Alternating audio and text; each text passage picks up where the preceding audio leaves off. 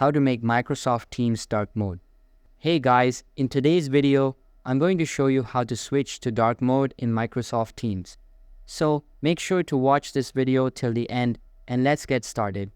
First, open your browser and go to the Microsoft Teams website. Click on Sign In and enter your login details. Once you're signed in, look at the top right corner and click on the three dots for more options. From the drop-down menu, select Settings. In the Settings menu, go to Appearance and Accessibility. Here, you'll see a Theme drop-down menu. Click on it and select Dark. And that's it. Your Microsoft Teams interface is now in dark mode.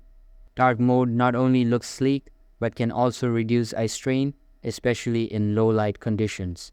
You can switch back anytime by following the same steps and choosing a different theme. That's all for the video. If you like this video, then make sure to like and subscribe for more tips and tricks. Thanks for watching and see you in the next one.